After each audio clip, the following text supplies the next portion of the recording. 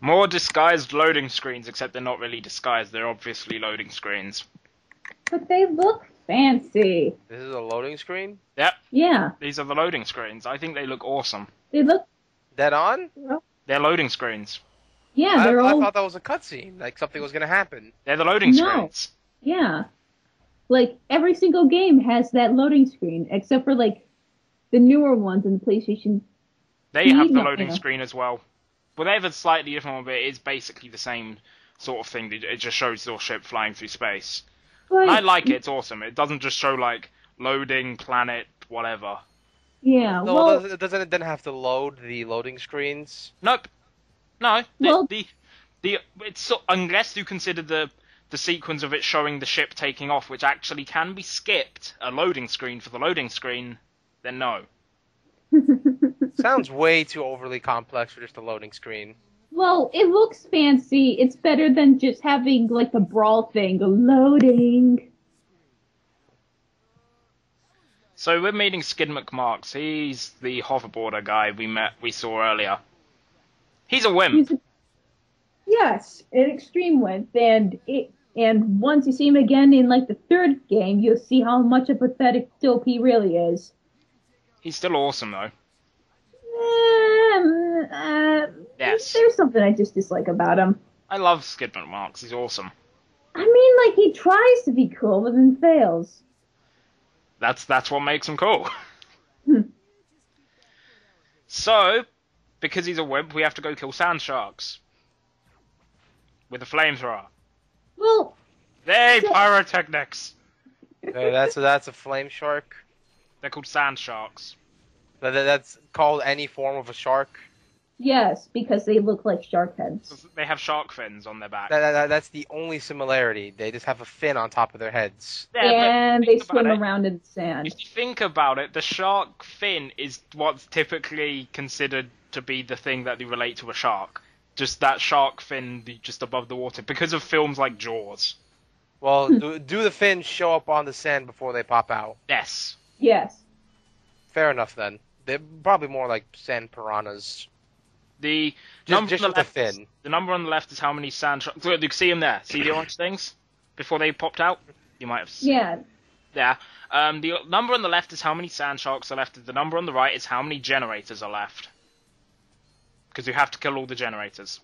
Oh, look, wait, was that like invisible wall? Destructible. that you- Well, how do you know it's destructible? You either use the grating up here to know there's a secret path, and then you just sort of blow it up, blow the wall up, or you could use the. You could probably use the Map-O-Matic later. What's the map-o-matic? Explain it later. The I'll map-o-matic. explain it. I'll explain it later. Or you could have just played the game a lot of times. Yeah. Considering that the item, what the Map-O-Matic is in like every single game. But Oh, the it's- map, basically. it has map in its title. No, I think it's going to be the thing that lets me break boxes. Well, in fairness, these things are called sand sharks, but still, they don't look like too much sharks to me. What? Forget it. Is it sand in the... Oh, wait, no. For a second there, I thought that would be like quicksand. Speaking of sand... Quicksand drown. Or it's Well, really even quicksand. It's more like mud. Oh, yeah, kinda. But I gotta ask, since we're in like a desert-y-ish land area, that reminds me, in this game, are there any like big treasure hunting areas? No. Huh. Which is This isn't Wild Canyon.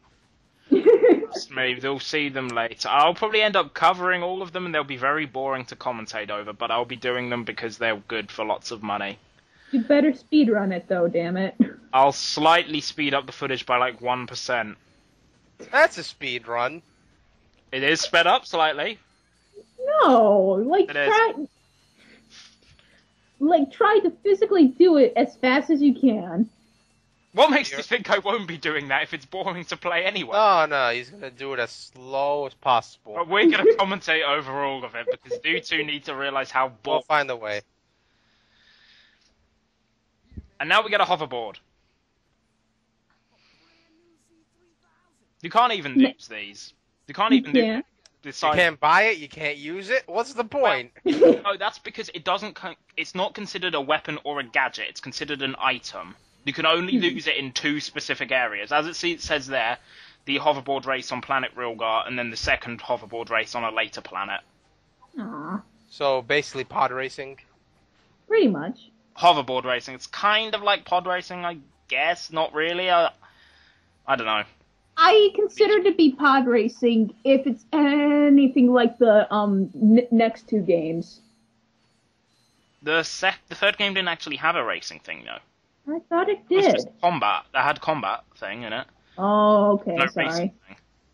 Oh, Well, hang on. Is there actually a rival you race in the racing games, or is it just like look It's at me, just- I'm racing? It's You- just generic things. Race- You just have to beat. racing filler, pretty much. It's not a plot point at all. Well, it Sort of, isn't. you have to do it, but the Like characters what? you race against aren't really important. It's just more so you have to win it to get something, which allows you to advance the plot. All right. Well, I don't know if you even have to do the first of the 2 races, but I always do because without it, you kind of can't get some of the extra gadgets, or the second hoverboard race becomes much harder. Shouldn't those enemies explode in one just by touching them with the flamethrower? It takes 2 hits. No, it should take 1, because if you try to put fire on a gas tank like that, you're dead. You'll literally be burned to death. Well, maybe the flames don't touch the gas tank. I'm pretty sure when you hit that other previous one with the flamethrower, the flame definitely hit the tank. It Well, did, but the tank invincibility is made of frames. something. Yeah. Invincibility frames. Oh, well, you hit it the first time. I'm pretty sure it hit the tank. I mean, can you hit the Invincibility tank frames. separately? It hit the robot and then the tank later, but it was already in invincibility frames. So we've got 2 paths here. We're going to go the optional one first, because Because why not? even though Well, we can't what does it have? Well, we meet the other character, Skid McMarks' agent, and he gives us one of the reasons, and what he tells us is one of the reasons why we have to do the hoverboard race, or one of the reasons to do the hoverboard race on planet Rilgar, the first of the hoverboard races. To find Quark? Question mark. No, Is that a... well, I'll explain it more when we get to him. Besides, I like to take both paths anyway, because, bolts, and like I said, you need as many as you can get. Especially in this game. Fill up all the crates. Chain explosion. Yay. Why Yes, more so through this the game? elevator. I don't even know why I hovered there. There's no fall damage in this game. Well, you kind of tend to do that on reflex since you've played so many other games where you do kind of take fall damage. I know there's no fall damage. I've played the entire series and I don't think there's ever fall damage. No, I don't think so. Well, that's a good thing. But I think there's a fall animation. If you fall from a really big height, he goes flat. Well, Nuts and Bolts has that, but even if you do take damage, I think, from falling, you'll never die. Hmm. Well, are you going to stand still if you're falling down? Maybe. It's a possibility. So we're nearly out to where Skid's agent is. We've literally just got to get out of this last area. Just use the ledge hanging. Oh, we're actually shimmying. Yeah, do that. Explosion! You climb ladders. I swear, you climb ladders so weird in this series. Instead of climbing, you jump up them because yes, Well, that's faster. yes. Well, it's faster, but it makes no sense. No. If you've seen some people work on ladders, like I've seen people work on really tall ladders, some of the more reckless ones will jump on them to go faster. Like they'll swing their arms up more instead of going step by step. So this is Skid's agent.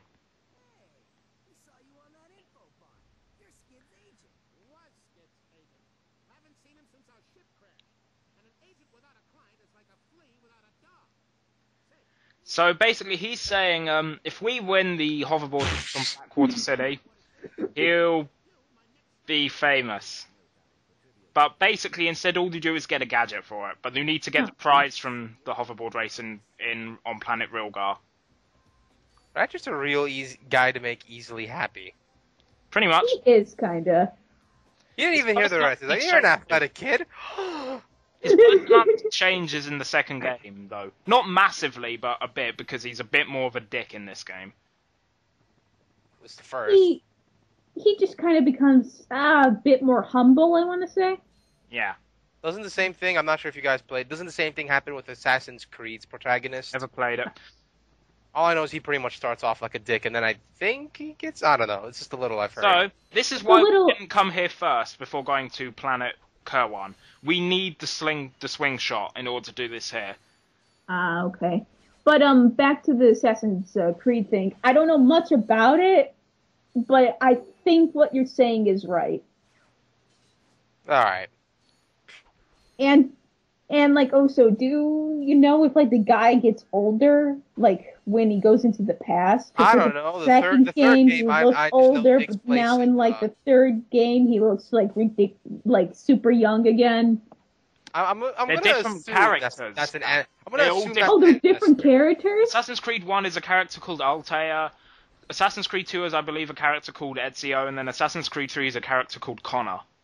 No, I believe it's all the same guy who goes into the hospital. They're his ancestors, and they're all from different times. Oh, okay. You know what I don't get is apparently the third game already has. Crap! The third game already has DLC where I believe George Washington's supposed to be a king and like some sort of dictator, which kind of shits on the whole purpose of the revolution. Wait, what? That's what I heard from a friend of mine when we were born online. He told me there was a DLC for Assassin's Creed 3, which is basically George Washington's empire, and he basically becomes a king, and I think you kill him. Well, like, originally we did wanted to make him a king, but he said, no, we should keep our democracy. Well, but, if he did I think he himself wanted to become the king. I don't know the details, but that kind of shits on I read the suspension of disbelief. From, like, the history books I read, I'm pretty sure that the people wanted to make him king. Suspension of disbelief. Oh, sorry, I just remembered. We're talking about the revolution when there's a British guy next to us. Suspension of disbelief. So, this is why we take the swing shot, of course, because we need to get this gadget, and we need to get this gadget, otherwise we can't complete Planet Eudora. That's why we haven't been there yet. Or the game. Yes, that's right. This is the Trespasser. This is this game's mini-game like thing that used to open locked doors. He can't just laser the door and open a gap like Jango Fett. No. Nope. That kind of sucks. But down here, Gold Bolt. For a second I thought you were committing suicide.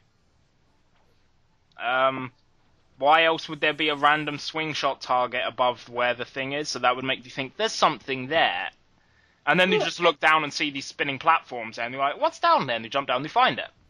Or you'll probably just be like, don't care, just advanced game. Yeah, exactly. I got a new weapon. So this is the Trespasser. I hate these parts of these games. Basically, oh my god, it's more like the third one. What you have to do is rotate these so the lasers hit the red parts in the ring. Once all points have a laser connected to them, the door opens. That doesn't look that hard. It actually reminds you of one segment from Skyward Sword. I think that's how you have to kind of get in the third dungeon. They're not that hard, honestly. They aren't. They get harder, but they're still not difficult. And they're not. Does it ever get complicated? Like, you can't have this pointing in here, otherwise this laser will blow up and you have to start over. Is there ever anything like that? They will block off. You can block off other lasers, but it doesn't say like if you fail, if you do that, you die or something. You can just rotate it back so it's out of the way. You've just got to. It's basically just keep rotating it until you find the correct layout. That is one thing I really hated with Skyward Sword. You have to do that with you get the big key for the boss door. You don't just open the door and fight the boss. You get this weird square-like thing, and you have to tilt it around with the Wiimote just it's in the right angle so it fits in the hole. It could take forever depending on who you are. They can take a little bit of time. Honestly, they're not that bad. Although later ones do get some things where there's literally just things that are only made to block lasers. So you sort of, got to take them into consideration as well. But they're not that bad.